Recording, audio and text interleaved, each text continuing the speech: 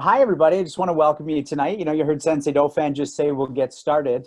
And welcome to our third week, which is rounding out our first session of Punch, Kick, Choke, Chat. So I'm so excited about tonight's guest. If you watched the end of last week's, you'll understand why, and I'll get back to that.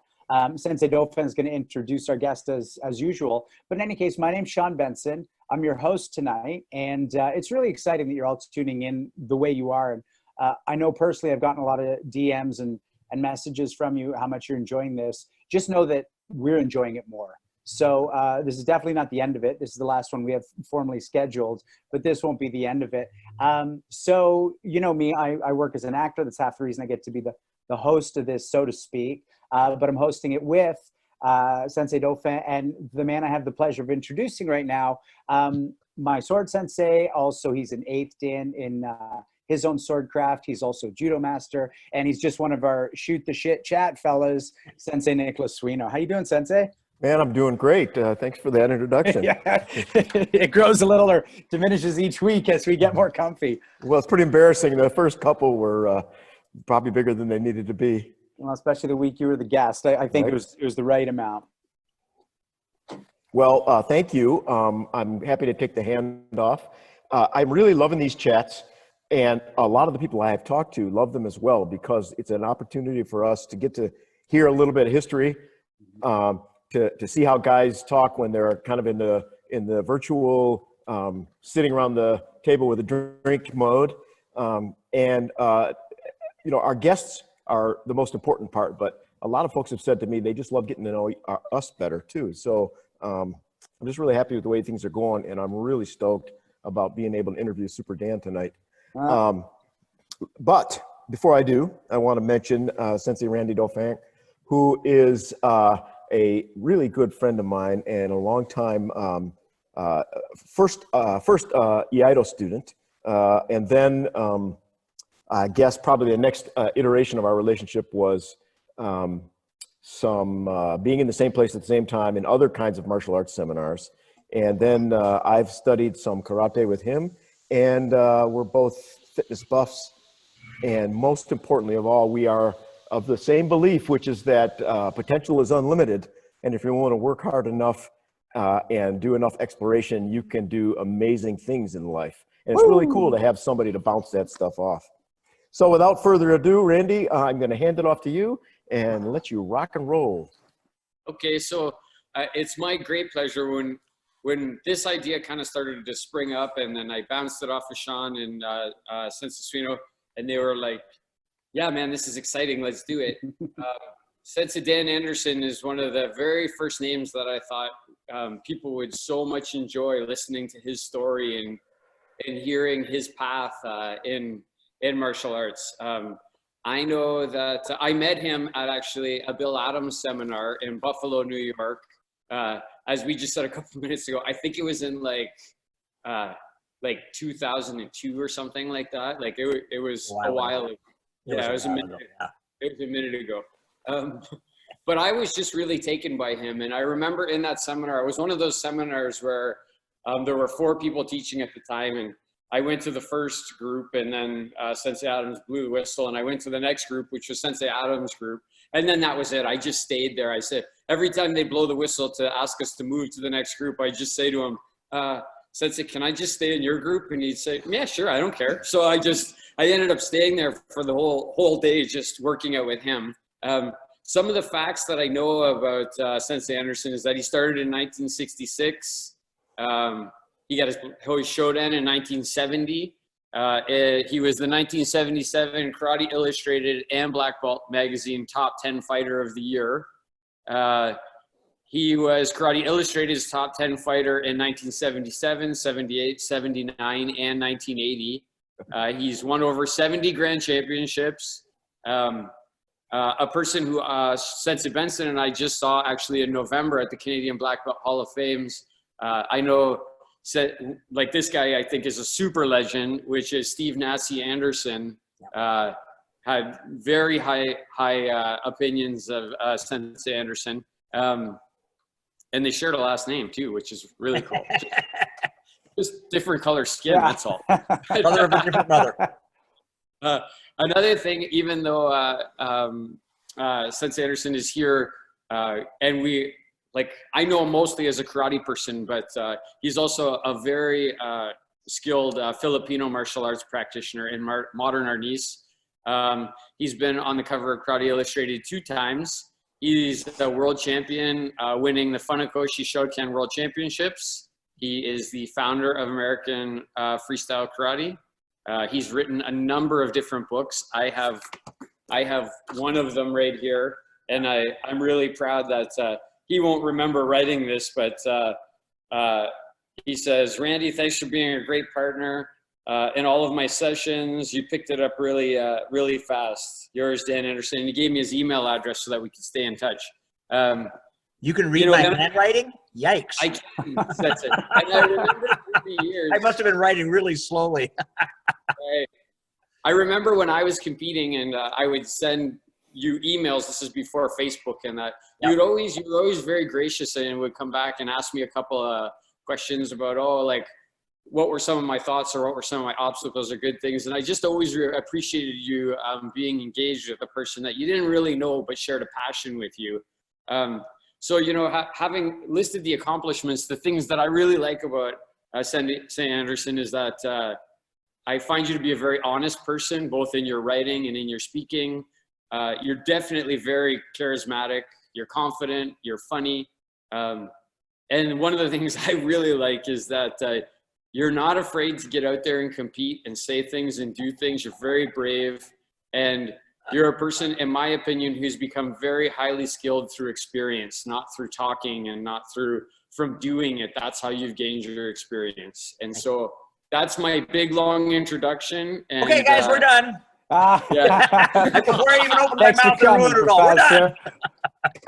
So now I'm going to let Sean lead us into a couple of things. And we'll Sure, go ahead, Sean. Okay, great. It's real simple. Everybody watching, if you're new, I'll just tell you this. This is for adults having a conversation, and we're just hanging out while you're watching, and a lot of history, a lot of ideas, a lot of philosophy, a lot of fun's going to get unearthed. There's none of us are watching our language. None of us give a shit. This is going to go out on YouTube eventually. And just if that's an issue for you, log off now. If that's an issue for you, you're not from our club, I'm guessing, but we respect it. But we're just having a punch, kick, choke, and chat. Sensei Anderson, we're all like rank respecters, so there's no way I'm doing this interview while calling you Dan. Would you prefer professor or sensei? Well, what I do is, whenever I teach a seminar, what I will do is I will tell them, okay, whatever the house rules. So if in the house rules, you call your teacher sensei, okay, good, you call me sensei. If it's sabanim, sabanim. If it's sifu, if it's, mister, some schools are mister. And then what I always do is I always tell them, finally, if you have an overdeveloped sense of propriety, you can call me your worship. I actually have 2 people call me your worship. So it's, but that's probably what they needed that day. To be really honest, I don't care, because the thing is that one of the things that I always keep in mind is that despite everything that I did, I started out as a 14-year-old kid in a town of 24,000 that did not have a dojo. And the people that, and if you ask me about this later on, I can tell you more about it, but the people that mentored me that, that I'd come up and I'd ask questions to, they never laid any of that on me. They call, Chuck Norris never told me to call him Mr. Norris. Sensei Demerai never told me to call him Sensei Demerai. So none of these guys ever told me to call them this, that, or the next thing. And so I don't tell anybody to call me anything. And informal chat, good, you call me Dan. But if it's more proper for you to call me Sensei, I have no problem with that either. It's it's like what I say. It's house rules, and I don't. Otherwise I'd have a big neon sign that says, "Come on, bud, can't you read?" Right. But then you look at my shirt, and you go, "There's nothing on there." That's right. So there you go. Well, I did notice that you're not wearing a crest. So I mean, what you talked about was starting at 14 with working with those people. We're going to get into all that, but you're coming from a class right now. You're teaching tonight. I just finished a class at 5:45. In fact, I told them, okay, guys, sorry, got to cut out. I'm out of here. Boom, got to get on to this next meeting. And Yeah, so I've been teaching the virtual classes, and they've been going, comparatively speaking, they've been going better than I thought. Right now, I'm maintaining about 75% occupancy, for lack of a better term. So I don't know what the national standards are in terms of percentage keeping your students and so forth. I have a small club, but it's one of those where had somebody made me a bet on, okay, do you know the personal connection that you've created with these guys? I'd have lost the bet. You know, a lot of these guys are sticking with me, and you know, because I don't get too horribly touchy-feely, and I don't go to everybody's birthday parties and all that kind of business. But I'm really very pleasantly surprised at, you know, all the guys who are sticking with me, and the moms of the kids, and especially, you know, the ones that are hard hit.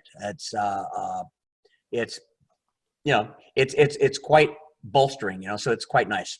Right on. But yeah, I just came from a class. Yeah, Sensei Suino, I know you've been doing online, and how's your experience been too? Yeah, you know, it's taken some getting used to. You're working harder now than you had before, aren't you? Yeah. Same here. In many ways. Yeah. We've had about 30% of our membership say, you know, I just can't do it right now. You know, finances and otherwise. And you know, if this goes on for much longer, I'm sure we'll get more, right? Because it's just tough. But like, I think Dan, you've probably seen this. There's always a really core, solid group, right? And I don't know what percentage to assign it, but there are people that will train with you, whether it's with fire is raining from the sky and dragons are coming out of the sewers, they're going to be there, and it's really nice to see them continue, right? Are those the ones who call you worship? It reaffirms your faith in the interest of the students, because, and we can get into this, you know, later on, but you know, the clientele has changed over the last 40 years. And so, you know, the students of today are not the students of, you know, 40, 50 years ago. And go ahead, Sean. Oh, no, Sensei, I was just going to say, this is something that one of the questions that always comes up, and we will get into this, but let's just jump into your life. And that way we can start getting into, because that is something people are going to really want to hear about, the perspective of the change over time in North America, the martial arts. So you started karate when you're 14, and you know, I did a little homework on you. And by the way, really quickly, to the people watching, I don't think there's a better equipped martial artist for the COVID era, because you've got such a wonderful volume of online instructional videos. If you go check out your YouTube, so you must feel pretty used to the idea of being on a camera and trying to impart what's going on within a technique or within a how to make something work. Yeah, I stole that from Remy Presses, who was my Filipino martial arts teacher. It was interesting watching him in front of a camera, because he would be nervous and he would start talking and he would start over talking. And then when he got moving, then it started to flow. Then he was in seminar mode, and he would teach whatever he taught. And I'd watch him, and it's like, okay, well, this is kind of interesting. He's not he's not operating off of a script. Fair enough. Well, if you don't know your stuff, you don't need to operate off of a script. Maybe a bullet point outline. Okay, so you've got your ducks in a row, and you're talking about what you're talking about, and then you try and eliminate all the ums, ahs, and type of stuff. And next thing you know, you have a decent instructional video, or you have a decent communication to people, and that's the trick there. So yeah, well, it was a real pleasure to watch a lot of your stuff this week. And one of my favorite things, and it goes a bit to what Sensei Dauphin says, that like one of your videos, you just said, if I don't know something, I won't pretend to know it. And you had someone else come in and do some of your jiu-jitsu stuff, which I thought was really cool. Oh yeah, so, I don't teach what I don't know. Yeah, so I'm very good at what I do know, and what I don't know, I'm a blithering idiot. Great. I read online that, you know, you grew up with a dysfunctional family. You were following your brother. Your brother wasn't necessarily going down the right path. Talk as much or as little about that as you want, but that did lead you to karate at age 14. So, you know. Right. Sensei Anderson, at any point, if any of us says anything and you think that's fucked, I don't want to obviously just say, I'm not answering, like, let's move on to something else. Right. Oh yeah. Okay. Yeah. Not a problem. I'll tell you, and this is why I'll answer pretty much every question. I have no regrets. Every positive step and every misstep has led me to exactly where I am right now. and I am in a good place. I've got a great family. I've got a great home. My my students, I have a great relationship with my students, and those who are interested in that which I do, I've got a great relationship with them. So at this point in time, I don't have any back off anything. So anyway, Sean, you're talking about my older brother. It was it went just a hair earlier than that. I was a failed baseball player. I loved baseball. And I had a stack of baseball cards, if anybody remembers what those are, that would be in my back pocket. And my favorite player was Duke Snider of the Brooklyn Dodgers. That's how far back I go. But the thing is I would choke at the plate. In practice, I was great in my mind, but I would choke at the plate. I knew that fastball was coming for my ribs, and I would just shake it, right? So when I quit my Little League career, I was following my brother. My brother, he was the biggest hood in school, and he made out with the girls. Making out with the girls, that's great, that's cool. And nobody messed with Anderson, so being Anderson's little brother gave me a 00 license to have a big mouth. Yeah. Because you didn't mess with Anderson. Well, Anderson got sent to reform school. And all of a sudden, my protection was gone. Got it. And so when I joined up in a U.S. Air Force auxiliary called the Civil Air Patrol, and I thought we were going to go flying and this and that. We did so much marching, and I still know how to do a military tuck on a button-down shirt. But a captain there was a fellow by the name of Dave Starkey, and he did karate. And remember, this is 1966. This is all we know about karate at this time is James Coburn, our man Flint, coming up, chopping the guy in the shoulder with the judo chop, and and they drop. And it was like, oh man, this is cool. And then Bruce Lee came out, and now when you look at Bruce Lee's kicks and punches, I'm going to get lambasted for this, but they weren't all that great. He did the great yells, but he was the most legit guy at the time. And so there's this whole mystique, this cool thing. And then Dave Starkey, he does karate. Boom. I go to the Marshall Recreation Center, and, the rest is either legend or tall tales as I tell it, depending on which way you believe. So there you go. Well, so one thing we're all interested in, the three of us, but also everybody watching, is those first classes. When you walk in, you don't know anything about it. You're not even a white belt yet, basically. How is that? I'm always interested to know, like, when you go in the dojo, in addition to your sensei, who are the other people in the class that you're like, holy shit, like, look at that girl or look at that guy, like, like, who are those people? Yeah. In retrospect, it was really interesting because, see, the thing was that Dave told me when the class was. Fine. I go in, that's his class. I just missed the beginning class. I was an hour late for my first class. So Lauren Christensen, who is very well known in the real deal world, he was the teacher. He was a green belt. So he pulls off to the side. This is a little Italian guy, Tony Leonetti, and says, teach him a few things. Tony Leonetti was actually my first teacher. So we go off to the side. Now, these other guys, they were at the coveted rank of blue belt, which was the first solid color belt up, you see. And I'm watching these guys spar and say, how can they do this and not kill each other? Now, they were terrible. They were out of range. You know what I mean? The fighting wasn't fighting. But man, it was like, wow. So I go over there. Tony Leonetti, he shows me the straight punch. Oh, this is cool. The high block. And then the forward stance, long forward stance. Rip! There went the pants because it was 1966. You pegged those pants. You wore them tight. Ripped right straight up the butt. And I was in love. I just went for it. And it was, I still remember that first class, so electric. But the cool thing was Lauren could have said, you're an hour late, come back next either Tuesday or Thursday, whatever.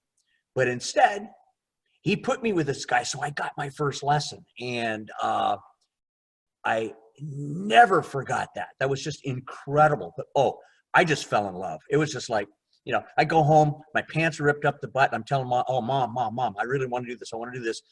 And what I didn't know at the time was it wasn't in the budget. She thought it was a 6-month thing. 54 years later, I still have white jammies on. So there you go. You know, since I got to tell you, that's what happened. I had a similar start. My mom didn't want to let me do karate. And I did karate for 4 months with Sensei Legacy at the University of Western Ontario. And when I got home at Christmas time, I asked my mom for the money. And she said, like, no way. And I was like, oh, crap, what am I going to do now? And when I was leaving, my grandmother gave me $100 and said, here's $100. Don't tell your mom, go do that karate thing that you want to do. And that's how, and then I was a green belt before my mom knew that I was in karate. It was almost that's awesome. later. Oh, it was way too late for her to stop me. That's great. Since I had almost the same story, I'm going to make it real quick. My parents said, well, your university will help you with any of your extracurricular arts. So I came home and I said, I need $100 for karate. And they said, that's not the kind of art we were thinking about. So I had to pay my own way too. Yeah. You know, I think that's half the reason I'm still doing it. So do you know what style you're doing did you at the time have any idea of style, or was it just karate? Well, when I joined up, it was just karate. But here's the interesting thing is that the style that we were training in was called Kung Su. Okay. Now, the fascinating thing about Kung Su is that it didn't hit me until I bought the book Karate Do Kyohan by Gichin Funakoshi, and it was the oh shoot, I can't think of his name. The translation that was Oshima. It was the Oshima translation. And I'm looking at the kata, and they're the same. The Heian kata are the same as the Pyongan kata that I was doing. And then when I was researching it later on, it was Korean Shotokan karate. It was Koreanized Shotokan karate. Kung Su is the Korean pronunciation of karate. Yeah. So I was doing Korean Shotokan. Go figure. But yeah, the kata we started out with, and then it was 1969 when the chief instructor changed the system. So. And what did you change it to? Well, dig it. This is 1969, and I'll backtrack a little bit. Before I started training, I think in 64, there was a tournament that the local JKA, Japan Karate Association rep, put on, and our guys went to it, and from what I was told, they got their asses handed to them on a platter. I mean, they were spanked like their daddies. And so that kind of bugged our chief instructor, you know. So shortly after, or not too long after that, one of his students, Tom Levac, was up in Seattle and said, well, there's this Kung Fu club, and they're doing this really interesting thing. And so Bruce, who is the chief instructor, he went up there. Well, it was Taki Kimura's club, Bruce Lee's guy, right? And they were doing the modified Wing Chun. So Bruce and his girlfriend went up there for, I think, something like 9 months to a year, learned the basics of this modified Wing Chun, and brought it back. And they started letting it seep into what we were teaching. So the next thing, I'll back up a little bit, instead of, you know, this here, he was showing us stuff that started here. And we were doing simultaneous block and hit and so forth. And we were doing shin kicks and all this kind of business. And this ended up being what he ended up calling Wu Ying Mun, which means formless gait. And keeping it in perspective now, 1969, it was really gauche for any non-Orientals to create a style, because everybody's talking about traditional karate or, you know, Sure. Traditional Taekwondo, which, you know, Taekwondo was born in 1955. That's not traditional Taekwondo. Give me a break, but we'll go there later. But anyway, so we were doing the new style, and then we were doing Wu Ying Mun. But the thing was, it was an American system created by an American man. And to be really honest, we tossed out all the katas and for me at that time, it was like, yes, because I like to free fight. And, the importance of katas came, 40 years later, which is another story in itself, depending. I don't know how long we've got to talk. But anyway, that's what we were doing. And so by the time I got my black belt, it was free sparring type of black belt, and it was geared towards tournaments. Now, the reason why it was geared towards tournaments, it was that was the the only type of competition where you could, let's say, engage with somebody else, and and you didn't have to drink a pitcher of beer and be out like till 1 a.m. And the teacher, he had shoulder and knee problems, so he never trained. So we were the sounding board. And so our black belt class, we became a terror in the local tournaments. And the funny thing was, I was the best winner, although I was not the best fighter. We had some fighters in the school who would routinely just beat the dog crap out of me. But if you got me in the ring, I don't know why, but that's where I shined. That's where, they couldn't touch me in the ring. No, were they happy to get me back in the black belt class. So the thing that you couldn't do at the plate in baseball, you could do at the line when the ref said go. I have no clue why, but yes. Yeah. It was one of those things where, and even my first tournament, I was in the juniors division. Now the juniors division was 15 and under. They did not do points. It was continuous. Hey, continuous matches, 40 years before continuous matches. Okay, fair enough. And you'll love this. If you haven't read my memoirs, which was my most favorite book to write, it's also the one that I think has sold the least. But here I am. I'm a junior, and we're doing this constant, and the fighting is horrible, etc. But it's the only tournament my mother went to. So my mom's up in the stands, and I'm like that, and I catch one in the breastplate.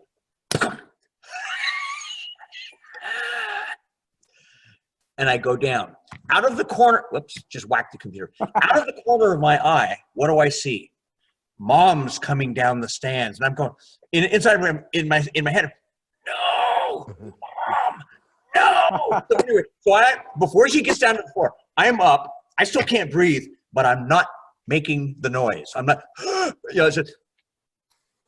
and she stopped. And we kept on. And I lost the fight. Well, I didn't lose the fight because I got whacked. I just lost. The guy beat me. But my mother never came to another tournament. I got a funny story about the only tournament my dad came to. But my mother never came to another tournament. But boy, on that tournament, I was hooked. I was hooked just as bad as my first karate lesson. And it was just like, this is the thing for me. And why karate? Why karate tournaments? Well, this is one of the things we had with Sensei Suino. He was our first guest, and we asked him to join us for the interviews, but he found the same thing within himself. Isn't that right, Sensei, that there's something calm and relaxing that other people didn't have when they competed? Yeah, two parts of your story so far, Dan, have just really resonated with me. One is the first day I walked into a judo dojo, I was in love then, and I've never looked back, right? 51 years later. You dove off the high board and you're still falling. Yeah. Yes. And A, and B, I found that same thing you did, that in judo tournaments, I could beat the guys that could beat me in my own dojo. And I can't explain why. I was not nervous during judo tournaments, and they were, right? I was nervous, but I tell you, there was something, and I've got a viewpoint now, but it didn't hit me for years and years and years and years. I firmly believe that everybody has an area in which they're unspeakably awesome at. Now, unfortunately, a lot of people never find that area. But there's an area waiting for them. I've got a mechanic who, he lifts up the hood, and I swear he smells what's under. Oh, Dan boy, you need the spark plugs changed. How long do you need it? Oh man, look at that rotor cap. All this jargon that I don't know. But bam, bam, and it's like a chef. It's like a painter. It's like a singer. There's a certain area where, pow. I liken it to like Miles Davis. Okay, I don't know how many jazz fans out there, but Miles Davis. There you go, Sean. Miles Davis changes the face of jazz 5 times within his lifetime. Incredible artist, horrible human being. Terrible human being. Yeah. But he had this area. Okay, well, karate was my area. Go figure. If I was a good baseball player, you'd be talking to somebody else right now. But and then when it transferred into tournaments, go figure. So, I know this is a karate thing and they were generally doing, but that's literally what Oprah says. She says, your life's purpose is to find your life's purpose. And I love that, because once you figure that out, things just start to roll. Exactly. Hi, Hanchi. Down. There you go. Hanchi Legacy is on the call. I don't know if you can see him. He wanted to say hi to you. He's, you guys met back at that seminar as well as one of Bill Adams' best friends. And yes. But he didn't go by Wendy at the time.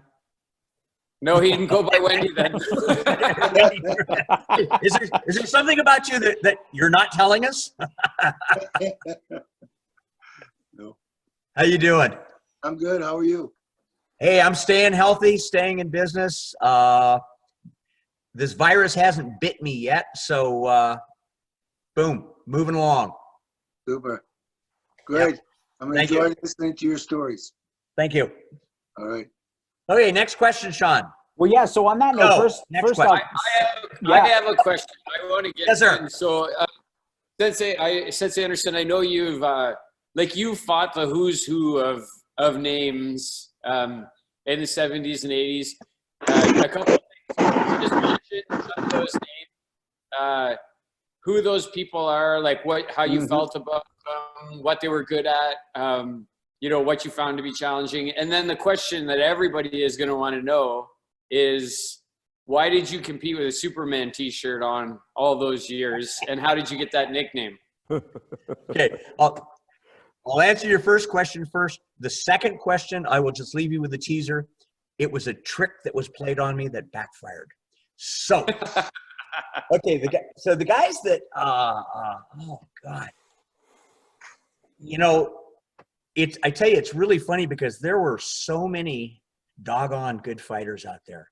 And, if we look at home in the early 70s, we had this one Filipino kid who nobody outside the Northwest knows, kid by the name of Ferdy, as in Ferdinand Orbino. Quick, tremendous counterpuncher. Then we had a guy like, Mark Kalisiak, okay? More well-rounded guy come out of Canada. Mike Shintaku, sweeper par excellence, counterpuncher par excellence. Fred King. Fred and I actually trained together as sparring buddies. He taught me more about my street aspect, and I helped him with tournament stuff. Sneaky as the day is long. Chip Wright, one of Chuck Norris's boys down in Medford, Oregon. How this guy could do this stuff with his body, I have no clue. But every cool thing you ever saw in Walker, Texas Ranger, that wasn't Chuck, that was Chip.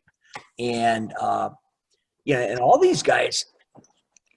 See, the odd thing, gotta keep whacking this computer. The odd thing is that I don't know why I got to understanding the game sooner than others. Because when I was growing up, a lot of guys who were playing point karate, and when I talk about when I was growing up, I'm talking about, let's say, 69 to 74. A lot of guys who were playing point karate were still out there free fighting. Well, the thing is that, you can equate it to, let's say, randori in a judo dojo. Randori is randori, but competition is something else. And so I figured out the game fairly quickly, and you would get certain people who would say, okay, point karate is a game of tag, but they would say it derisively, okay, it isn't the real thing because you're just tagging the guy. Well, back in the 60s, a tag left a mark.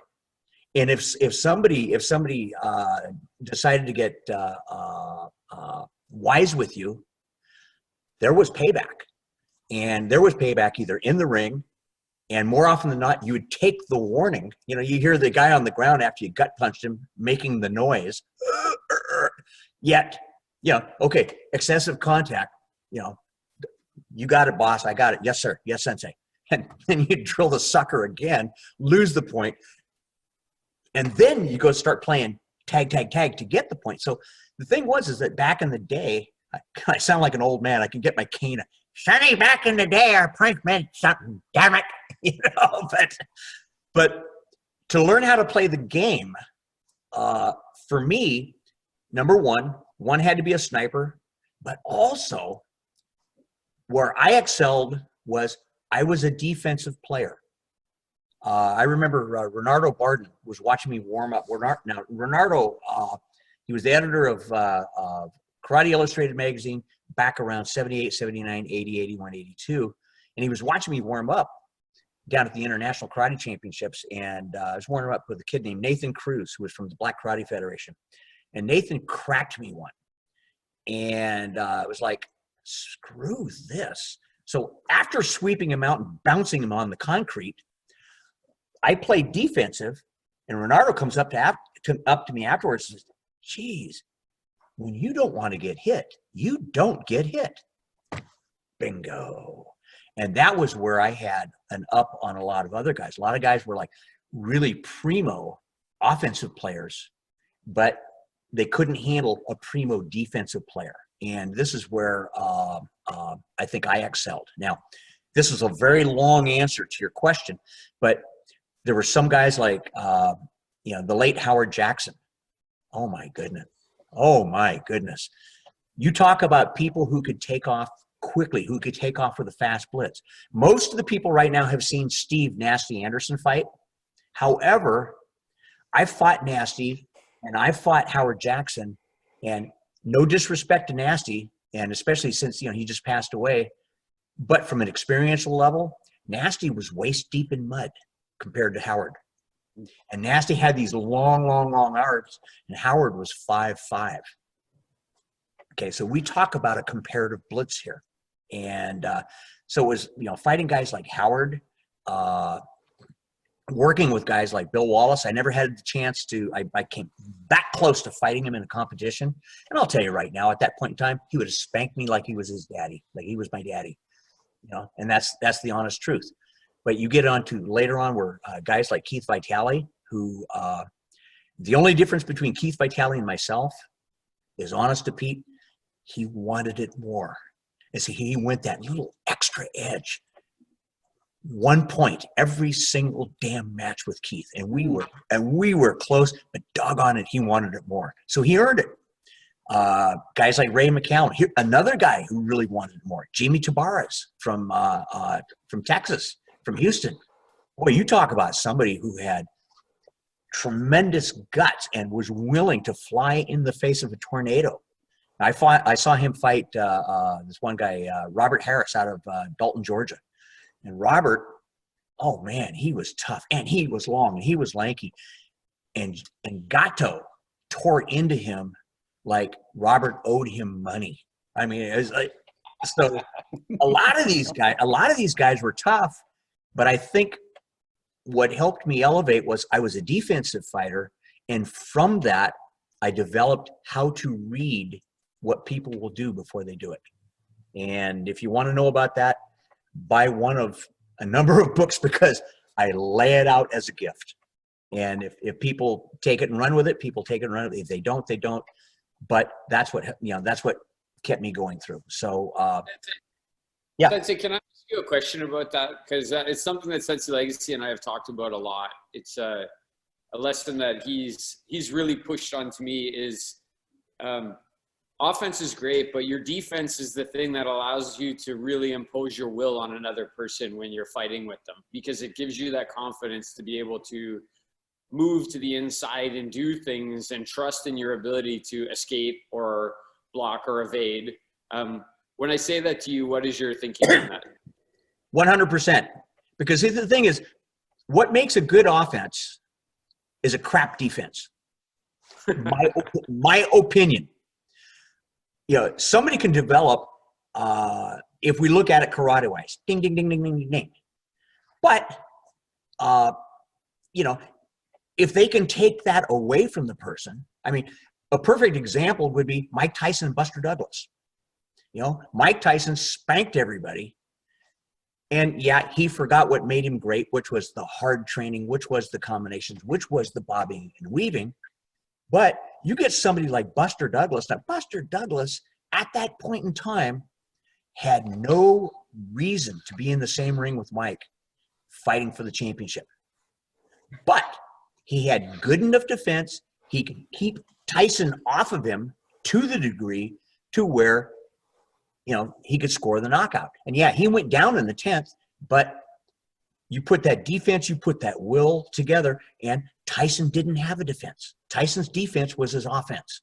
And when somebody smothered that offense and was able to put their will upon them, bingo, they won. And, you know, so I firmly believe that. But the other thing was, I didn't like getting hit. One of the questions that I will tell people in seminars, what makes me qualified to teach a seminar on free fighting? And they go, well, sir, you're high-rated black belt. And I go, nope. Sir, you won X amount of championships. Nope. Sir, you have trained for X amount of years. Nope. And once they're done with all the wrong answers, I'll tell them, what makes me qualified to teach a free fighting seminar is I was scared to death of getting hit. And I had to handle that. But on my way to handling that was creating a situation where I got hit the least. So I started working on defense. I started working on how to read what people will do. And Randy, you were at the seminar that I did where, and I'll tell the rest of you guys, I do this. It's one of my quote unquote parlor tricks, which isn't really a parlor trick, but I will tell, you know, I'll tell the whole group, okay, I want somebody to do some sparring with me. Who wants to spar? And somebody will raise their hand, come out, and I go, okay, good. So we're not going to go fast and hard. We're not going to, you know, we're not going to beat each other. We're not going to kill each other, but we're going to spar, okay? Okay. We bow, we assume a position. I go, hold on for a second. And I go off to somebody, and I start telling that person exactly what they're set up to do. And I'll tell them this, this, this, and this. And then I'll come back out, and I'll wisecrack and say, I had to tell them a joke. Okay, let's go. And, oh, what I also told is this is exactly what I'm going to do to counter it. And I'll do that. Now, once in a blue moon, if somebody started like this, they'll know the jig is up, and they'll change to something else. I'll come out, they'll change to something else, and I go, oh, wait a minute, I forgot to tell them the punchline. Straight back to the person. So, okay, now he shifted to this, which means he's now set up to do this, this, this, and that. So what I'm going to do is I'm going to shift. I'm going to go this, this, this, and that. And then at the end of, you know, about a minute or so sparring, I'll stop and I'll ask the person off to the side who I told the prediction to. I'll tell them, okay, from 1 to 100, how accurate was I? Who wants to guess my accuracy ratio? Somebody talk to me. I'm gonna go 95. Close, but no cigar. I'm gonna say 99. Nah, not quite that good. I wish, but pretty close. It's about 97.5%. My lowest was 78%, and that was with a white belt. And you know, white belts, they spar like their gi's on fire, and you never know what the hell they're doing. You know? But this is what I developed because I was deathly afraid of getting hit. And then after a while, taking 1 or 2 shots or 3 shots is kind of like, okay, I don't like this, but I'm no longer scared shitless of this. So, you know, there's that. Now, that question, I was going to answer this other question because it's a great tale. Okay, wearing T-shirts and wearing the Superman symbol. So back in 1973, the Karate Association that I was still with, when we put on, you know, we put on the second largest tournament in the Pacific Northwest, and it was called the Western States Karate Championships. And the gal that would write up the tournament review, yeah, she and I were kind of at odds with each other. So she writes this thing, you know, and young Dan Anderson, that's how they always said, because I was like 18 or something like that. Young Dan Anderson, who is rapidly becoming known in the area as Super Dan. See, they knew I like comic books, right? Well, when this comes out, I read this Super Dan, I said, what the hell? And her attitude was, live with it. And so anyway, I'm pissed. It's like, thanks.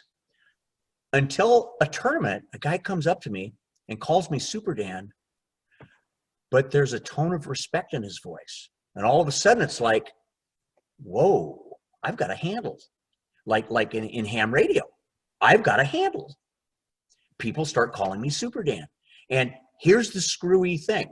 If anybody wants to go through tons and tons of black belt magazines and Karate Illustrated, I was the first person on the on any kind of circuit anywhere that had a nickname. I was there before Superfoot Wallace, there before Jeff Smith, the DC Bomber, there before the California Kid, Steve Fisher, the California Flash, Howard Jackson. There was Super Dan. And so from that point, I started wearing it quite proudly. And then once I really got into my cocky phase, I started being able to do things and getting away with it, which was, let's put that blue shirt on. Let's iron on that decal. And boy, the traditionalists in the Pacific Northwest did not like that one bit. And I didn't care because I was kicking ass and taking names. And if they didn't like it, you know, then they better go drink another light beer. And you know, my attitude isn't like that now. I thought I was the white Muhammad Ali, and I was pissing people off left, right, and center, except for those who wished to rebel. But that's where it started. And then I was the first guy in the national circuit to wear a shirt. And this next one, I will admit, I'm really, really wish I didn't do it at this point, but I did. But you know all those people that stick their hand up in the air and call their own points? Thank you. Thank you very much. Thank you. In competition, I would go in, I would hit, I'd raise my hand, and I'd yell, got him. Got him. If they didn't call the point, I would hit the person and I would yell, got him again. Got him again. That one almost always got me the point. But at that point, I was at least hitting the person instead of, you know, ducking and running my hand, or even going part way and then raising my hand, hoping the judges would be swayed. You know, I started that one too. So if I could take it back, I would. But so if you were gonna pick, if that name was picked for you, if you were gonna pick a superhero back then, when you were that age, who was the superhero you would have picked? It would have been Superman. These days it'd be Green Lantern, but the tricky question is, which Green Lantern? Because when you read the comic books, there's been a number of Green Lanterns. Hal Jordan. So that has to be qualified with Hal Jordan. And definitely not Ryan Reynolds in the movie. I like Ryan Reynolds, but please, the Green Lantern movie sucked. So anyway. So I got a question for you there. You mentioned working with Bill Wallace. You know, what is your in-between tournament time looking like? And what do your training sessions look like? Because you're basically focused on winning fights in the ring or in the tournaments. And, you know, you're not spending a lot of time doing kata. You're just going, how do I get this? Do you have any physical fitness regimes in and around the sparring? What are these guys whose names we still know having you do? And are you fighting with them as part of your training? No, and no. I sparred. I would stretch. I would do slow motion kicks. But in terms of, and see, this is one of the reasons why my instructor that I made my black belt with and I split up, he wanted me to do all sorts of crazy crap. You know, he wants me to run. Why do you want me to run? Build up your win. He wants me to lift weights. You know, man, that's a hard workout. I'm not interested in lifting. I want to spar. And the thing is that I built up my win through sparring. But the other thing was, which I didn't know it at the time, but I knew when to explode and when to relax. I could go through 6 or 7 or 8 sparring partners. They would end up being beat red, sweating like crazy, and I'd still be ready to go. And I had the metabolism that I could pull that off. But the other thing was I didn't waste a lot of effort. You know, my viewpoint at the time was that, you know, I read and studied boxing. I studied boxers. I did not box, but one of the things that successful boxers do is they put time in the ring. And even if you were, let's say, like Muhammad Ali when he was young Cassius Clay, here's something that a lot of people don't know. But this whole rope-a-dope thing against George Foreman, he was training that against for the first fight with Sonny Liston, just in case Liston got him up against the ropes. He would lean back against the ropes, work on covering up his against, you know, body punches, head punches, just in case he got caught. As it turned out, he didn't get caught, but he developed that skill back then. Well, but that was in the ring. That was tactics, strategies while you were sparring in the ring. So that's what I would do. And then the only thing, if any kind of regimen, I hated stretching, but I wasn't naturally loose like Keith Vitale. You know, Keith Vitale, he's not limber at all, but oh, the boy is loose. Man, he can flick that leg everywhere. Went through one stretching session with Bill Wallace, and it's like, I'm not ever going to let him stretch me again. He's going to rip every muscle out of my ass that way. Like, there's a reason why Bill's got 4 hip replacements. And yeah, love him to pieces. You want to talk to somebody who's down to earth? Talk to either, there's 2 champions who are like really utterly down to earth. Bill Wallace, totally down to earth champions. Say the second again. I missed it in my ear. Yeah, Jeff Smith Cool.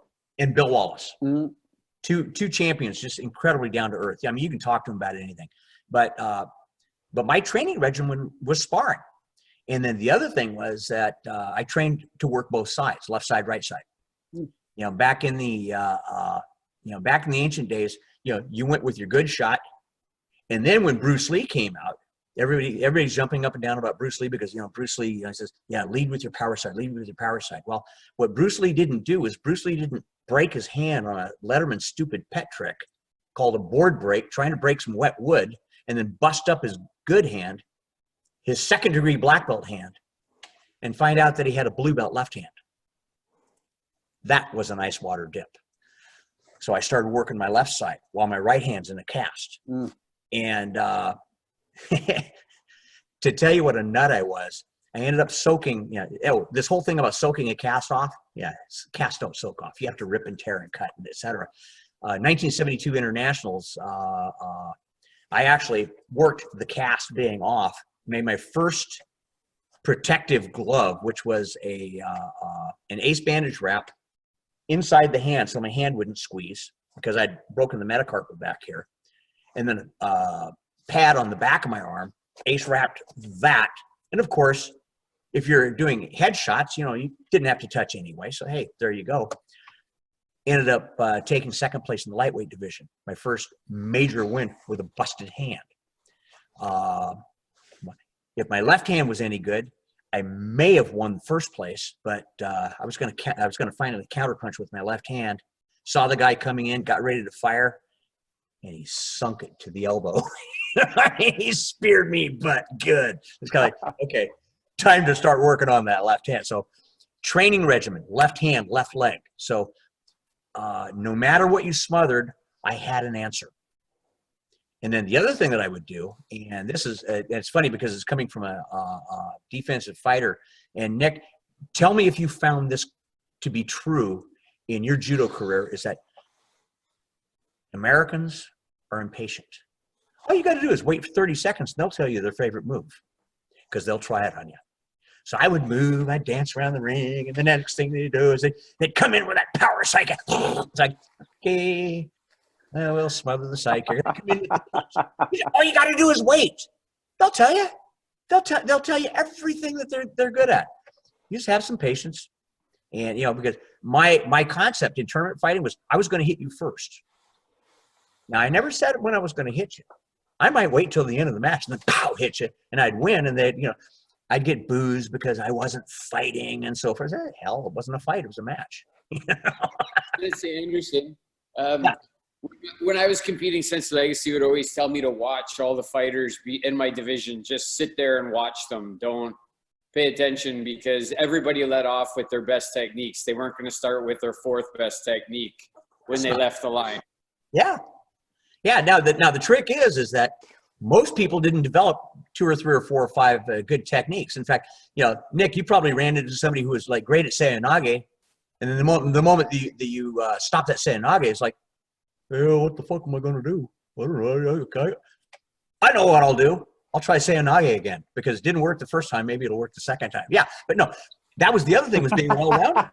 If you cut off my side kick, I'd hit you with a round kick. If you cut off my round kick, I'd hit you with a back knuckle. You take off that back knuckle, bam, here came the left hand. And if worse came to worse, I'd play defensive until you made a mistake, and I'd hit you then.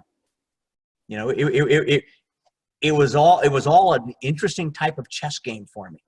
And trust me, I suck at chess, but you get me in the tournament ring, I'm brilliant at chess. So there you go. So let's go to one of our questions here that relates a little bit to something you've mentioned a number of times. This is from Justin Shea, one of our black belts in Sensei Offense Club. Are there any practical ways to build up your defensive game without a partner? Without a partner? Yeah. Number one, get a body-sized mirror. So what you can do is you can see yourself in the mirror. And then when you start looking at, pick any technique.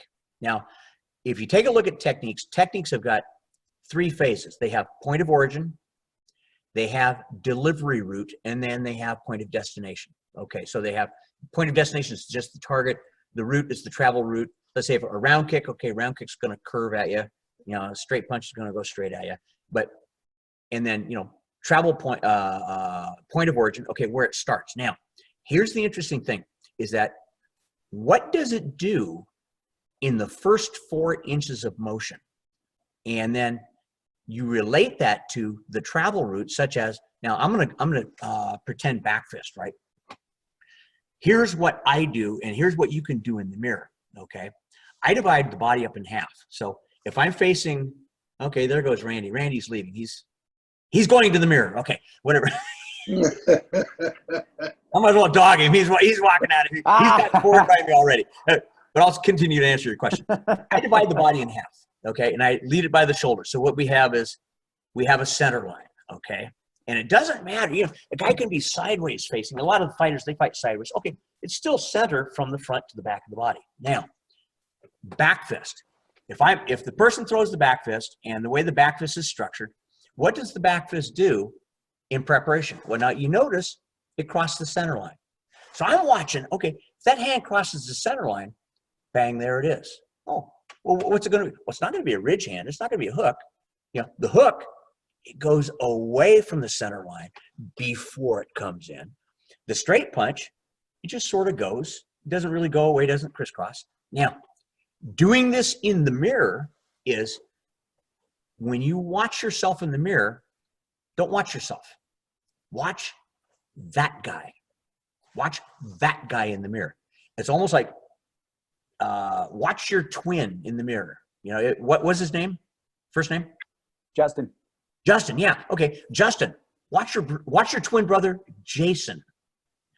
He's in the mirror. Watch what his foot does in conjunction with the center line. Does it go away? Does it come straight at you like a side kick? Does it go the other way and come back like a hook kick? And you start recognizing these tells. But the big trick is in using the mirror is, you got to look at your twin brother, Jason, the guy who's behind the glass in the mirror, to kind of separate him out from you. Okay, good. So what is the tell? And then you start looking at somebody else. You go, oh, wow. Okay.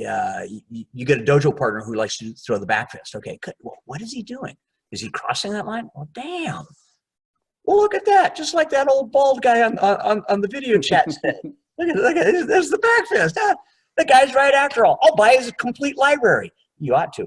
But anyway, don't you be laughing, Sean. I'll be dogging you for like buying I love promos. I'll buy your library. I love this shit. Promo it up. But anyway, you do this with any technique. And the trick is just pick one. Don't try to read everything under the sun, moon, and stars. Just pick one. And then when you get back into the dojo, find the person that throws that. and see, okay, good. Does that hand cross the center line? Does that hand get on the center line? Does that hand aim? Now, I'm not talking about their stance. I'm not talking about, let's see if I can back off here. Because, a lot of the guys, they're like this, their hands like, I'm not talking about this. I'm talking about the first 4 inches of motion. What happens in the first 4 inches of motion? And then if you get, I'm running over some cords here, pardon me. There we go. And then if you have a training partner, okay, somebody who trusts you implicitly, somebody who will work with you to get you better, good. Then you have him start firing that back fist. And it's like, okay, just shoot that back fist. Shoot it again. I'm just watching. I'm not even blocking. I'm just watching. And you develop your observation. That's the whole thing. It's observing the other guy. And, I'm really, really sure Nick has got, I'm sure that in his judo background, we are just exactly like this. You've got to involve the other guy in the fight. You're not out there doing your own thing, your own thinky think, etc. Because the other guy's, he's punching, he's kicking, he's grappling, he's grabbing, etc. You've got to involve them in the match. Well, once you start involving them, okay, now you're observing. Now you're not doing this little tornado brain. Oh my God, what am I going to do? What am I going to do? Is he open for the back? Because I don't know. He's open for the back. Because I don't. Yeah, he's open for the back. Because I don't know.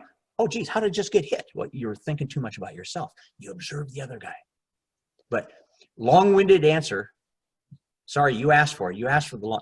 I give nothing but long-winded answers. Sorry, bud. We're loving it here. But the thing is that look, you use the mirror as your partner. You divorce yourself, so you're not doing the round kick. Here's your brother, twin brother Jason. Okay, he's doing the round kick. And watch what he does in the first 4 inches. Does he go away from the center line?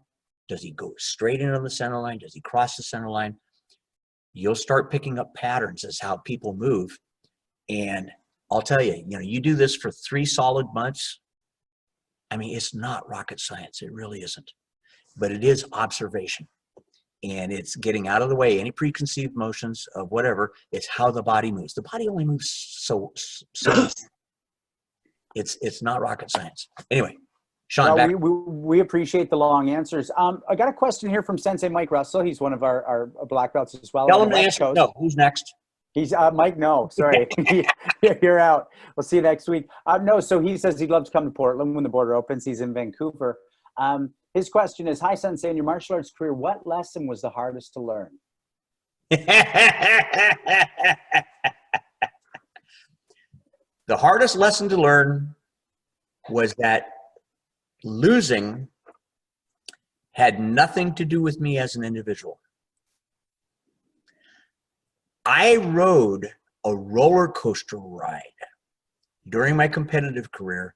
When I won, I was on the top of the world. When I lost, I was in the dumps. And my guys at the school, they never wanted to be around me when I lost because they basically paid for it. I used them as punching bags. And then I'd come back out of it and mellow out, maintain, etc. But the hardest lesson for me to learn was that losing was not a reflection of me as an individual, as my self-worth. And that one was tough because karate and competition is what I built my self-worth up on to begin with. And so I invested myself in it like crazy. And, but at the end of the day,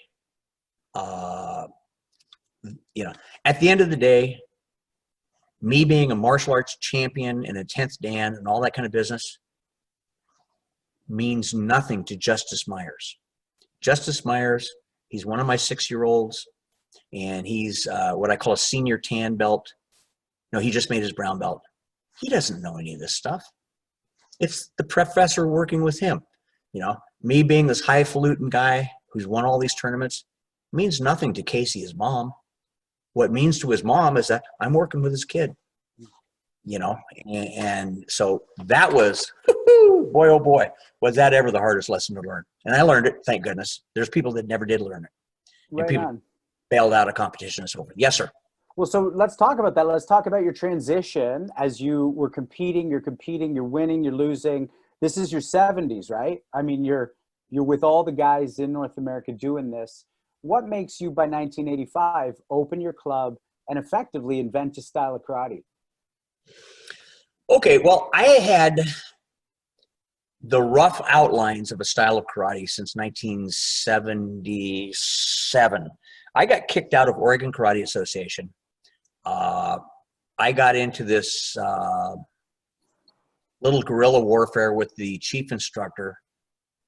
An incredible waste of time and energy for both of us. I mean, I was really invested and I lost.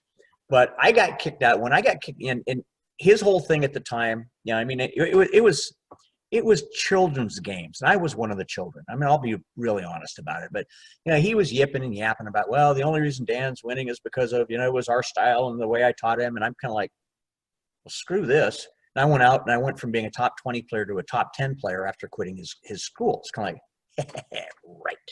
But so, I do the tournament thing. I do the tournament career. And about 1980, I just start burning out. And I don't want it as bad. Now I'm still one of the top 10. I'm not the number one guy. The two main guys who were definitely ahead of me at the time, Ray McCallum, Keith Vitale, boy, they wanted it like nobody's business. Steve Anderson, Nasty, when he was coming up, man, he was so hungry. He would do anything to win. But my wanting to win thing was starting to descend. And I stayed in the game probably about 2 years longer than I should have. I lost to people that I shouldn't have. All that and $10 will get me a good cup of coffee. No big deal. So in 1985, I happened to be doing private lessons with this kid. He's a Japanese style karate, Shitoryu, killer kata kid. When he fought, he led with his face. And so his dad, who was a karate version of a soccer mom or a soccer dad, hired me to teach him how to fight. So I would go over, my ex-wife and I would go over, like every Wednesday, I would do an hour private lesson, then we'd have drinks afterwards. And one night he's going, Dan, have you ever thought of starting up a karate school out here? Now, at this point in time, I was between schools, between clubs. And the only clubs that I had were basically for my training, which means on a good month, I averaged 10 people because we were a roughneck and thug crew, and I was beating the dog crap out of them, and they were loving it. And they were tough. I mean, they were tough, rugged beasts, but, they were putting up with me, something you couldn't do in a regular school, right? So anyway, he's asking me, and, we're over drinks, and I'm being polite. Says, well, gosh, I never really thought about doing a school out here, but I'll tell you what, if you happen to see a good location, please let me know. In my mind, I'm thinking, Gresham, Oregon? That's out in the sticks. That's nowhere. That's way out of here. It's like, no, in my mind. He calls me the very next day. Hey, Dan, I think I found a spot. I'm thinking, this guy is serious. Holy smokes. So we go through several locations, scouting them out and so forth.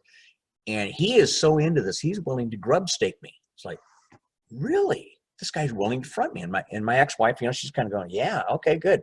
So when we open up the school in Gresham, I'm no longer competing, and it's the first school that I decided, okay, to open for the student. And one of the first big pies, right dead in my face, was they weren't competitors. Here I was, the big competitor. I love competition. I live for tournaments. I lived and breathed. Let's go to tournaments. And they're all going, I don't want to go to a tournament. I said, really? It's like, what's wrong with you guys? Well, the second hardest lesson for me to learn was that nobody really gave two hoots to a holler about tournaments. Oh, okay. Well, if this school is for them, then what is important to the student, to the client? Now, this brings me around to what I alluded to earlier about today's clientele, today's student is not the student of yesteryear. Okay, well, the student of 1985 was not the student of 1966. Talk through all that. Tell us about the differences. Everyone wants to know for sure. You know, the thing is the student of 1966 and earlier went to a karate school or a karate dojo. The chief instructor was, they were ranked somewhere below the President of the United States, but higher than the Secretary of Defense, and you didn't screw with them. You followed their direction. And if you didn't like it, you did more push-ups. But, good, that's another 10 push-ups. What? That's 20. Yes, sir. Woo, woo, woo, woo. And you followed that, right? And the thing is that, you know, the people who stuck with it, and I say this with all affection because I was one of them, the people who stuck with it were nuts. They were absolute knuckleheads. They were nuts. They were karate nuts. And this is how we grew up. Sensei was supreme, or Sabanim was supreme, or Sifu wasn't supreme. It was supreme. But the thing was that karate was not very well known. It was, and Kung Fu was even much less known. Kung Fu was like all glitter and gold and secret stuff and all this kind of business. But you go on further, you go on further, and you go on further. Now we're going to get into a pet peeve of mine, and people can agree or disagree as they will. However, since the Second World War, there have been a number of pop psychologies to come out as to how to raise your child. And roughly about every 5 years, I think, something new comes out. But what gets, the air that gets let out of the tires are accountability and discipline. Less and less and less until you're finally discussing with your 5-year-old what is best for your 5-year-old. Yeah, right. If kids these days got their own decision as to whether they would attend school or not, public schools, in my opinion, would empty out by 50%. I would have left. I don't want to go to school. A lot of kids don't like to go to school. There's kids that do like to go to school. Why do we go to school? Because we have to. Mom, I don't want to go to school today. Too bad, so sad. Get your clothes on, let's go. But, yeah, that's the sound of a motorboat. Get your clothes on and let's go. You know, I mean, that's what it is with public school, right? Okay, dojos used to be like that, and now, oh, I might as well go to Target store and get one of the employees' shirts and put it on, because I'm going to put a target on myself. Fucking do it. Fucking do it. We're raising a bunch of weenies. And I hate to say this, is that, and if we've got any parents out there, you guys who are watching, and you're in your 20s or you're in your early 30s, I'm not going, and I'm just going to go ahead and look at a name here, John Bagnell. John, I'm not saying this is you. And I'm just saying this just because I see your name written here and I don't see any picture. But we have weenies raising weenies. Now. It's second generation weenie now. It's second. Oh, it's about third or fourth. It's about third or fourth. But see, here's the thing. As a parent, we don't have manuals. There's no auto mechanics manual on raising a child. Okay. So what you'll get is you'll get certain viewpoints and certain philosophies to help combat this confusion. Now, what combated the confusion of raising a kid back with my grandfather, with my granddad? Hey, we just paddled the shit out of him. Good. Drop your drawers. I got this paddle. How old are you? 12. Good. You get 12 whacks. That's what I grew up with. And then somebody else will come up with, well, maybe that's not so good. So what you get is you get parents searching for answers, and more often than not, they will be being fed the wrong answer. And kids, you know, I don't know about you guys, but I remember when I was 5 years old and I was smart as a whip. I knew how to play my parents like a fiddle. My mom, as long as I kept a straight face and I kept my eyes on her, I could tell her anything and she would believe me. And I got really good at that. And kids, you know, they'll play that game with me in the school. Then they'll find out that I'm not mom, I'm not dad, and this is not home. And I respond to good manners and work. And they turn around really quick. Okay, so Sean, getting back to your question, okay, what's the difference in the clientele? The kids run the parents for the most part. And what is the parents' response? It's really funny because the parents, more often than not, will give you lip service about how they want discipline, they want respect, they want courtesy, they want forward thinking, they want commitment, they want goal setting. But what do they really want? They want the kid to shut up. They want the kid to just knock it off. Mom, I don't want to go to karate. It's boring. It's really, really boring. I mean, honestly, bored. Okay, sweetheart, you don't have to go. No more noise. Out comes the Game Boy. And the thing is that most of the big, large number of the parents that I've got, and I run a small club. I don't run a great big, 125, 200, 250, 300 student group. I'm in the 60s. But my guys, they know that I back them up. And so they do the best they can. And, it's like, do you want me to tell Professor Dan? And so anyway, the clientele these days, and this is really bad, but if you want to talk about what made America great, that wonderful pioneer spirit, that stick-to-itiveness, that giddy up and go, okay, that's not being fostered.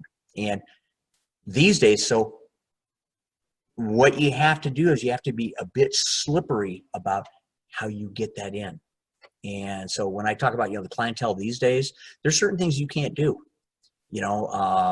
Back in 1985, what my daughters and what my old-time students remember is that, 50 push-ups? Oh, that was a low number for you, Sifu. That's what I went by back then. You only make them do 10 push-ups now? You used to make me do 100. Yeah, well, you were a little shit. But you used to make me do 100. I totally got it. Well, 1985 was then, and 2020 is now. I make somebody do 100 push-ups now. Parents are going to be screaming for a refund. So that's what I'm talking about. Yeah, thank you for that. Let me jump into a great question that has to do with teaching from Luis David Munoz, who says, I can tell you're a natural born athlete, but surely from a teacher's perspective, you must have noticed that not everyone comes in with that in their system. Have you developed a way to teach that natural talent of yours to the not so talented by birth, like myself, he says? I fought the man. He's being humble. But have you found a way to teach people who don't have what you have in the toolkit to do what you do? Yes, because the thing is that since I wasn't naturally loose and limber like Keith Vitale, one of the things that I did was I studied the body mechanics of others.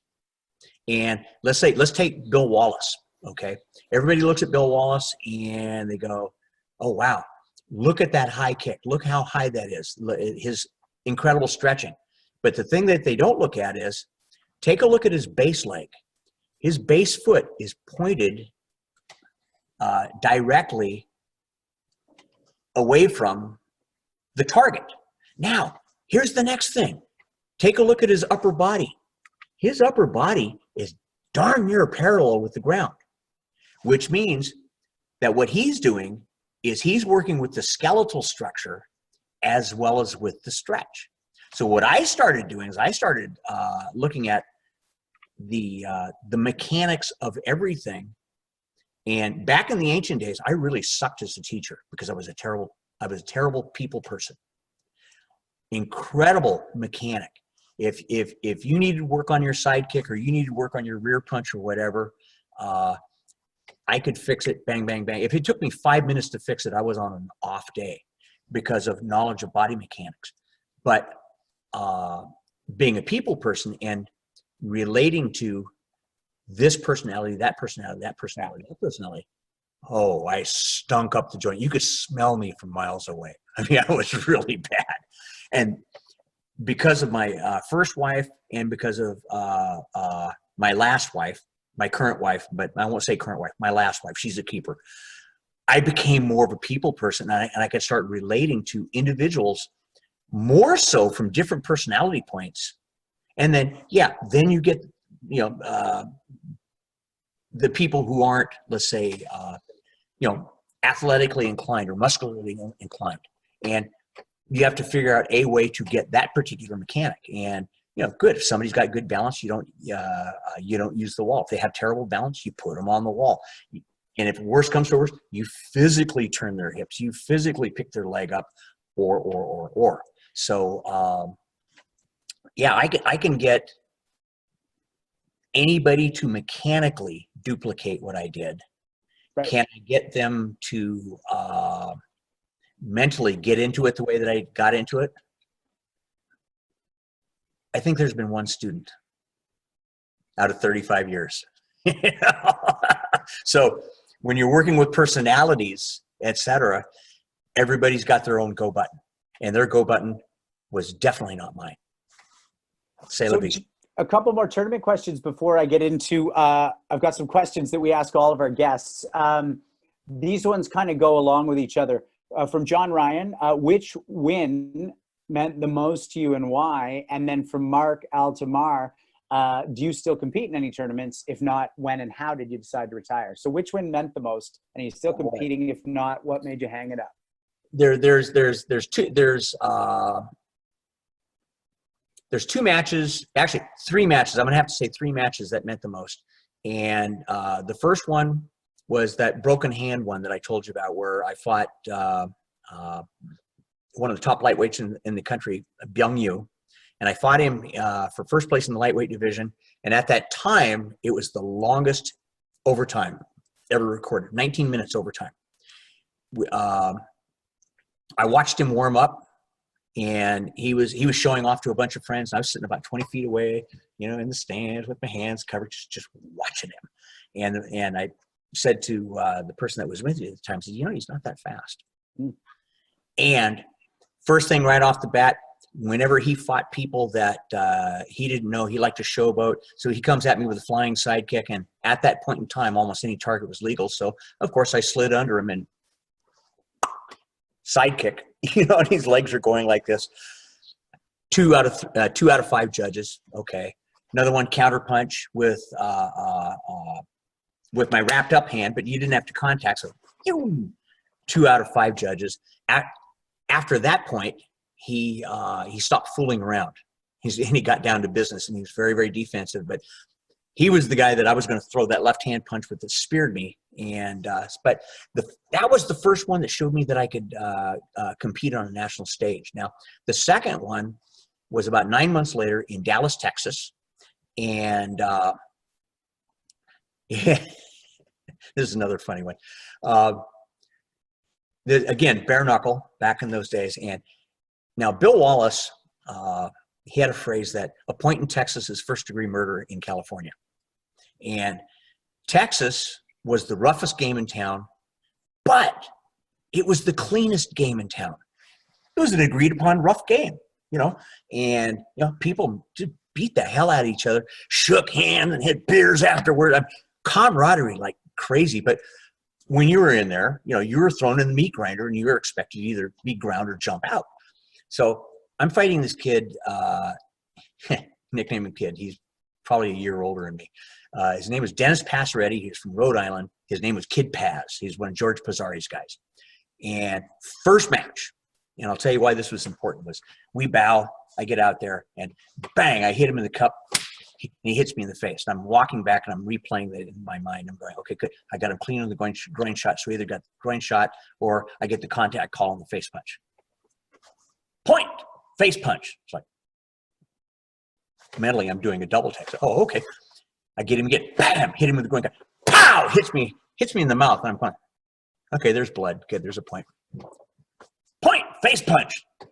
It's like, they're 3-point matches, by the way. Okay, so one of two things that I could have done. I could have gotten pissy about the contact, or I could have gotten down to business. And I decided to get down to business. Well, what he did was he went off the line 2 times in a row.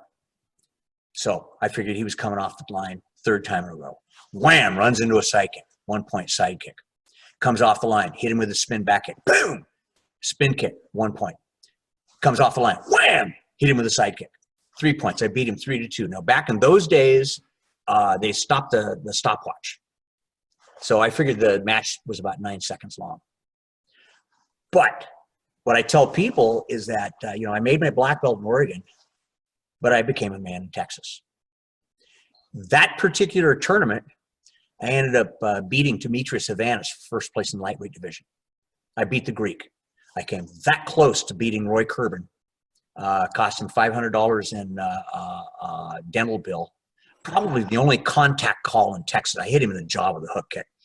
Lost to him in overtime, and then he fought Bill for the championship. But that one match with Kid Paz, I had a choice, and I chose to win. I chose to go for it, and that got me up over the hump. So that was the second most important match. Now the third most important match, 1977. I had retired because I just gotten tired of the politics in the Northwest, and I started hearing, Anderson was good, but ... Anderson was good, but ... So, these guys got such short memory. I ruled the Northwest. Come on. Well, Anderson had good kicks, but my hands were just as good as his. I got pissed. So I go up to this tournament. Everything is off.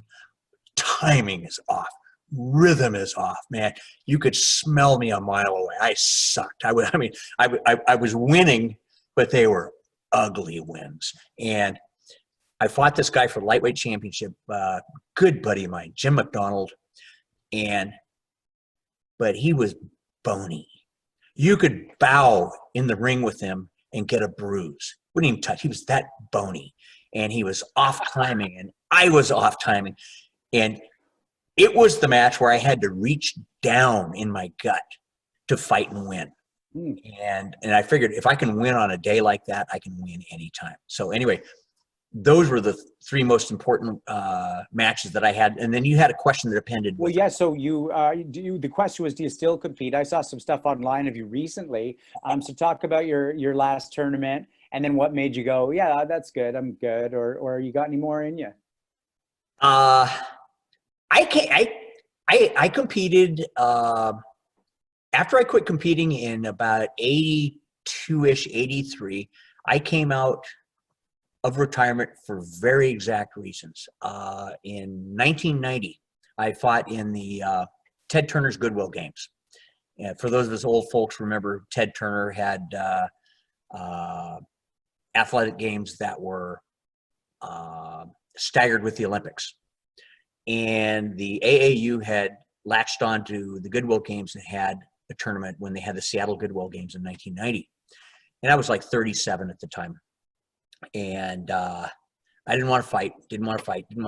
Fred King, he just wants to fight. My ex-wife, she wanted to fight. Danny, you got to fight. And Fred's like, Dan, you got to fight. And it's like, no, I'm not fighting. I'll train with you guys. But I'm retired. I quit. I'm retired. I don't do this anymore.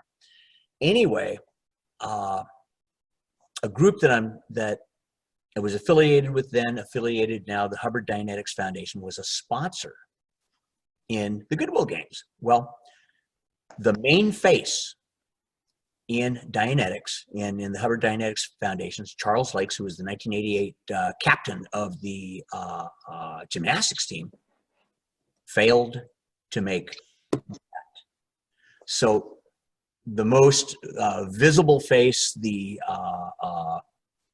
athletic Tom Cruise of Dianetics wasn't going. I'm going crap. I have 1 month to prepare because I'm doing this for the team. So I go up there, and so all I worked on was positioning and timing. And I ended up winning 2 gold medals, open weight teams. So I fought for a reason there.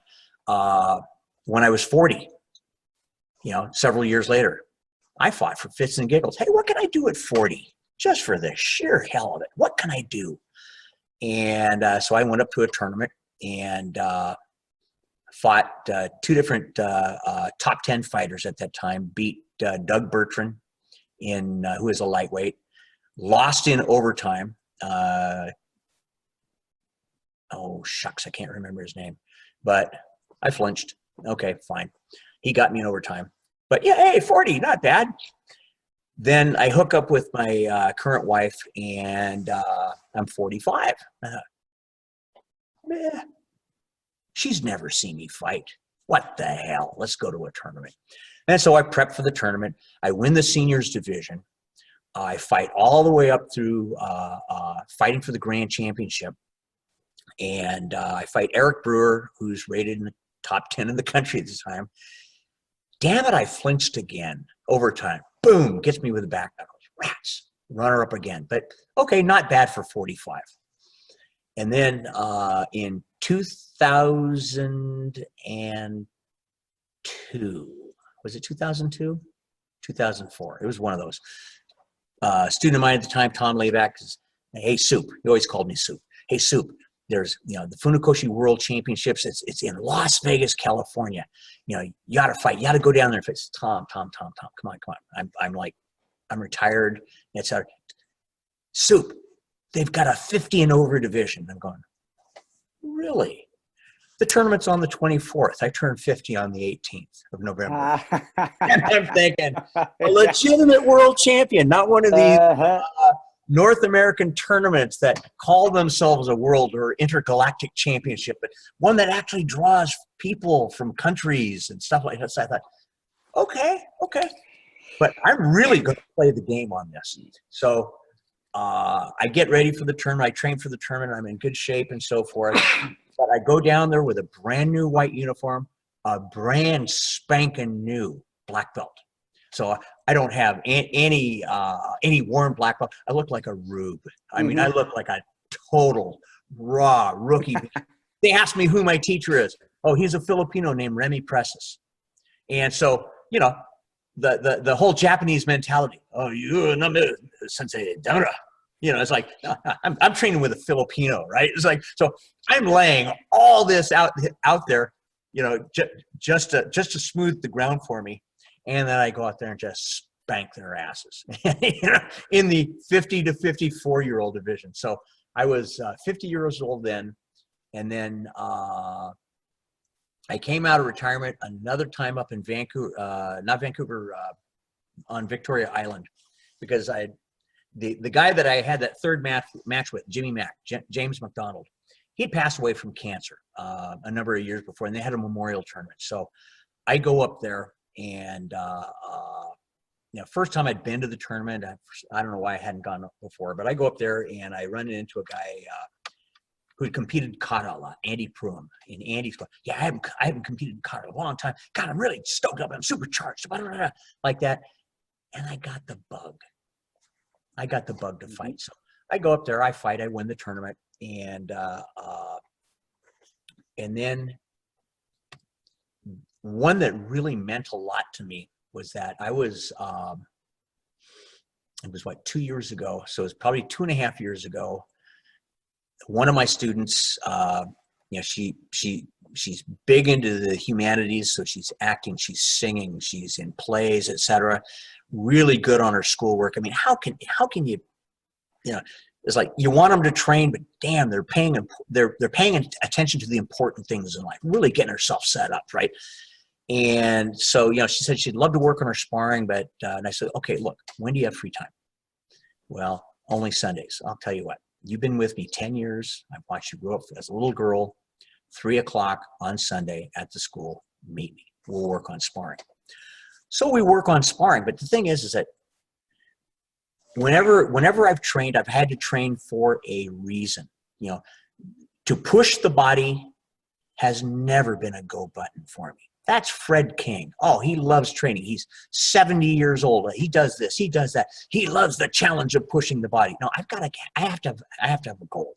So the stretch that I had, gone.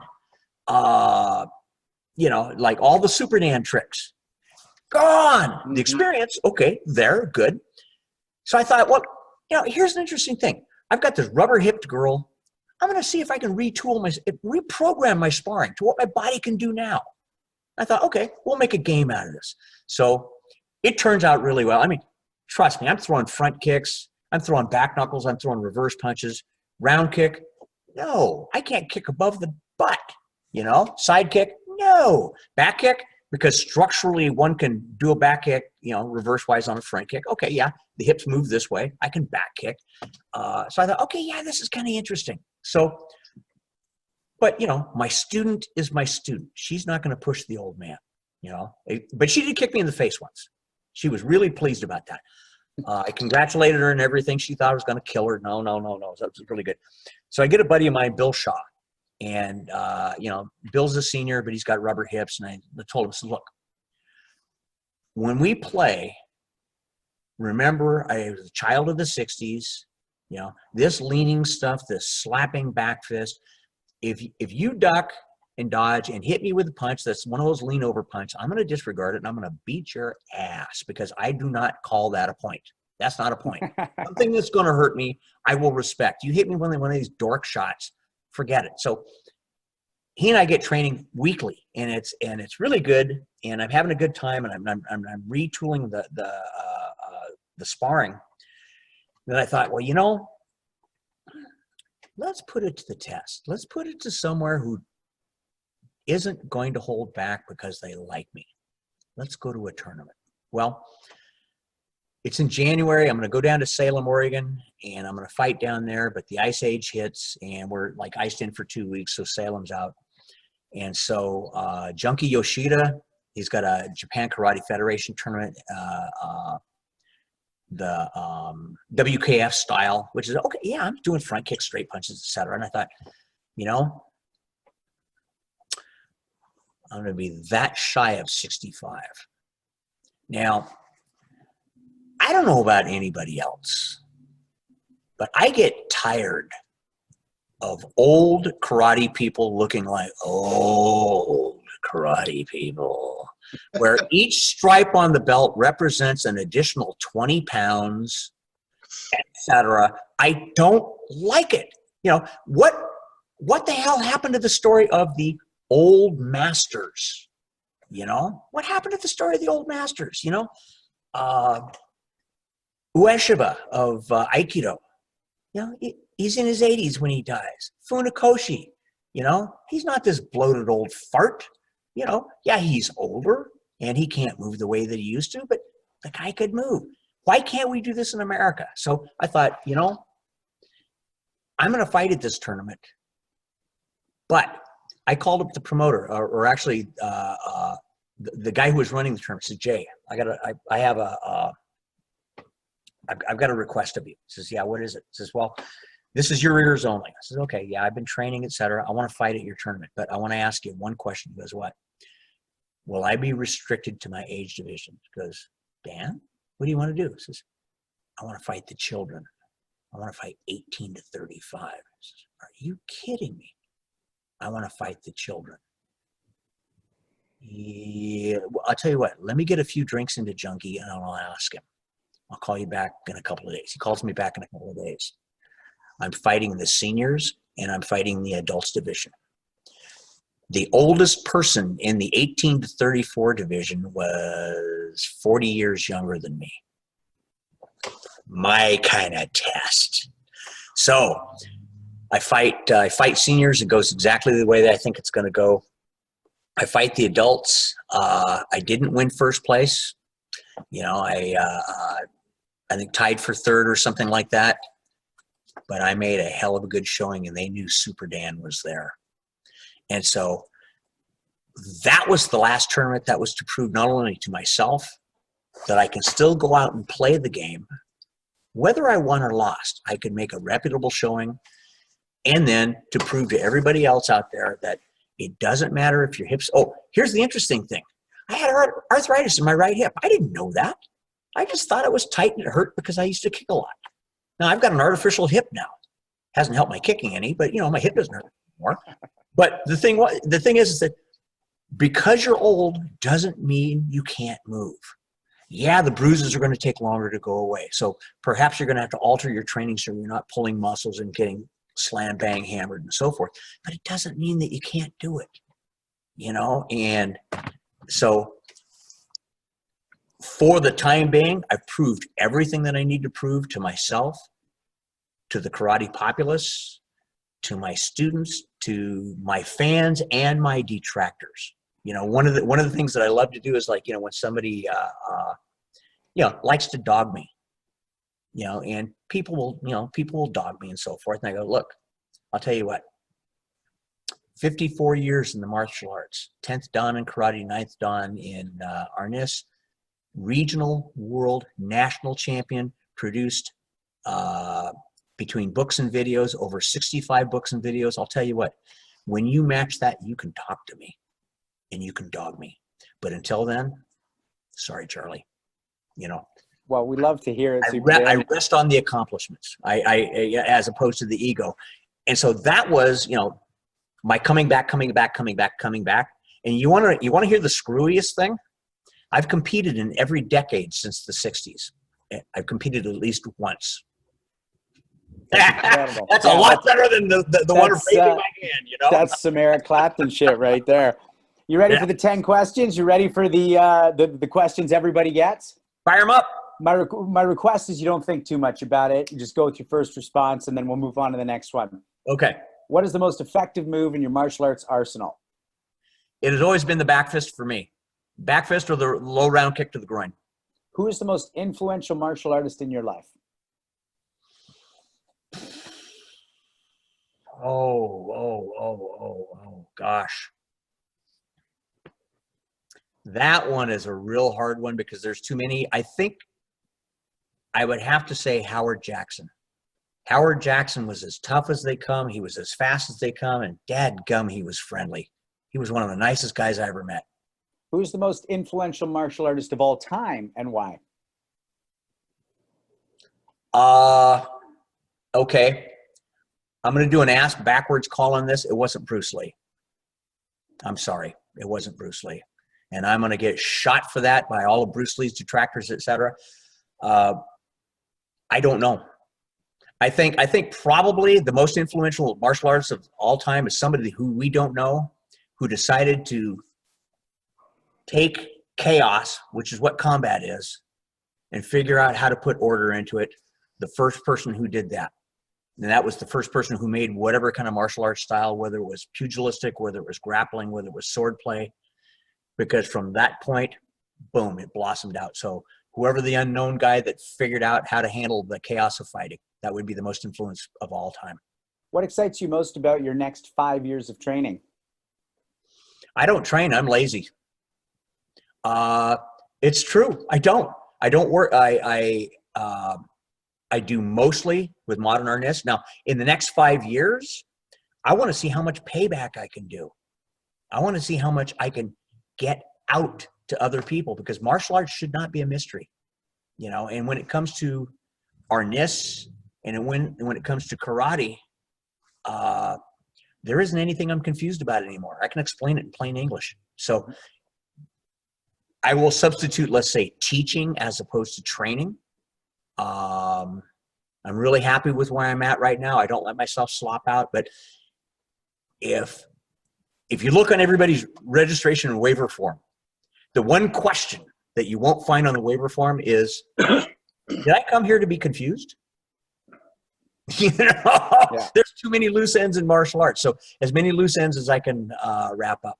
Anyway, sorry, too long of an answer. It's great. If heaven exists, what would you like to hear God say when you land there?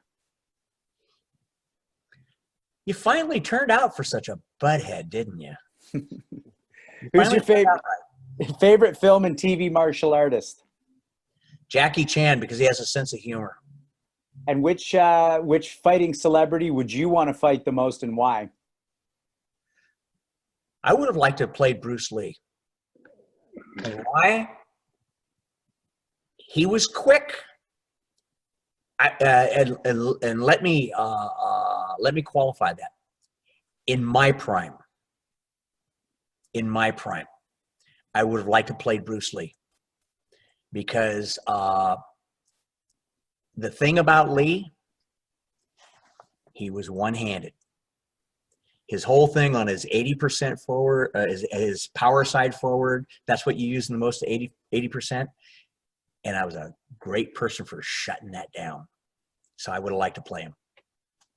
What's your greatest achievement and your greatest regret? I don't have regrets.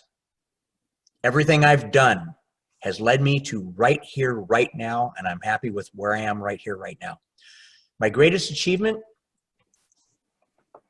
oh boy, oh boy, oh boy, oh boy.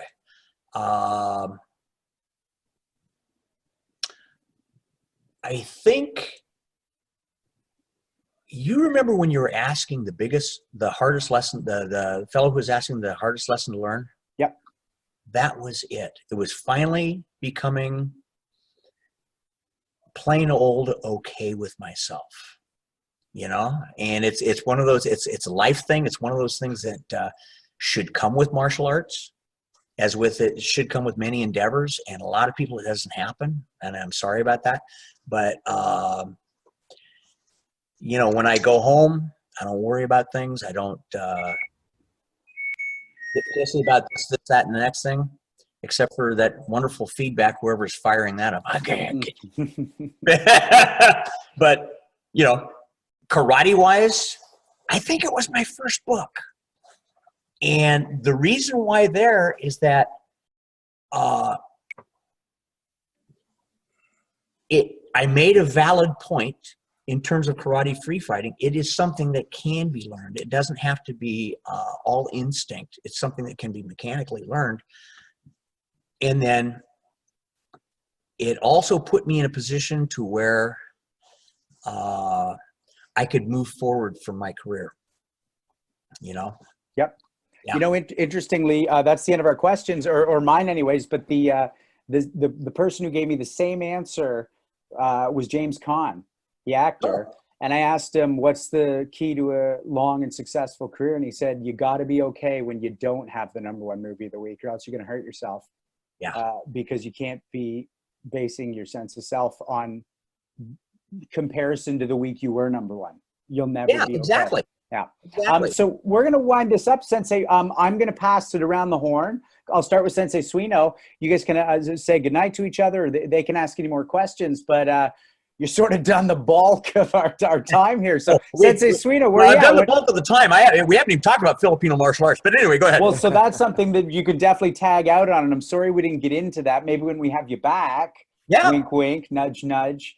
Anytime, let me know. Well, this is just a joy for us, and much like a podcast, we're growing this in a way that people can tune in, and we're definitely there's more than one person on this call we'd like to have another session with, so sure. That might be the next one. But Sensei Suino, anything you want to chip in or add? Or well, Dan, thank you so much. I just love hearing the echoes of things that I've experienced and lessons I've learned along the way.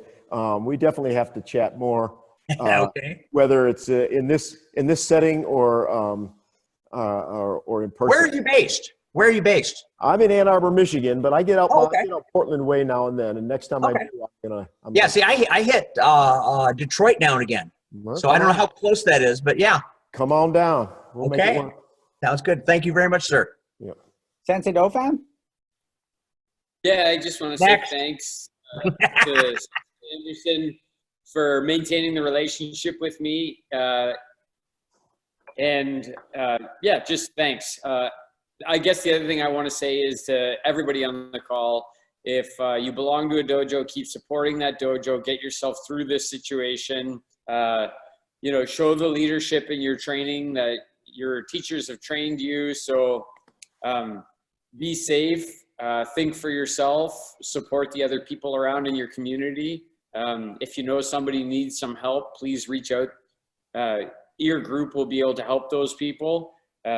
All the dojos that we're thinking of right now. So Sensei Anderson's dojo, Heritage Martial Arts, Japanese Martial Arts Center, Richmond Hill Budokai, Driftwood.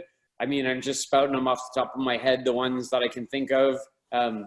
Please keep these places going, because if they shut down, they're not going to rebuild themselves really quickly, and things will be lost. The last kind of thing I want to say is I showed Sensei Anderson's book, I showed Sensei Suino's book, and as a teaser, this book's going to be coming out really soon, right? Which I'm holding it in my hands, but this is Hanshi Legacy's book, and I'm super excited to be helping with that, and that's going to be out really soon. And Sensei Anderson, thanks so much. I'm so grateful. Yeah, let me mention one last thing, and is the very first thing you said. First of all, you're welcome, and it was the same type of thing that was displayed to me when I was an up-and-comer. You know, so when I would speak with Bill Wallace, or speak with Jeff Smith, or Chuck Norris, or Howard Jackson, or Al Dacascos, and those guys, they all gave. And that was the big thing that really made, if anything made the Super Dan package, that's what made it. And so, you know, with your asking questions, or you're being interested, boom, pass it down, because that's exactly what made me, me. And so you're very welcome. And, you know, that's what I do. So there you go. I hope we do this again. I hope we do this again. Thank you. Thank you, Super Dan. This has been a real pleasure and an honor, and I look forward to the next one as well with you. You bet. You just let me know. You line the other guys up, knock them down, and then call me up. Okay. And I'll be right there. Very cool. Okay. Okay, thanks for watching, everybody. This has been episode 3 of Punch, Kick, Choke Chat, and I'm as excited as everybody to get back to the punch, kick, and choking aspect of our martial arts. But till we can, at least with each other, we're gonna have these types of conversations, and we look forward to sending you out the schedule for the next 3 guests we're gonna have. We're already starting to line those people up. We're really excited about it, and it means a lot that you've joined us these weeks. So thank you very much. Mwah. Thank you. Stay safe, everyone. Yep.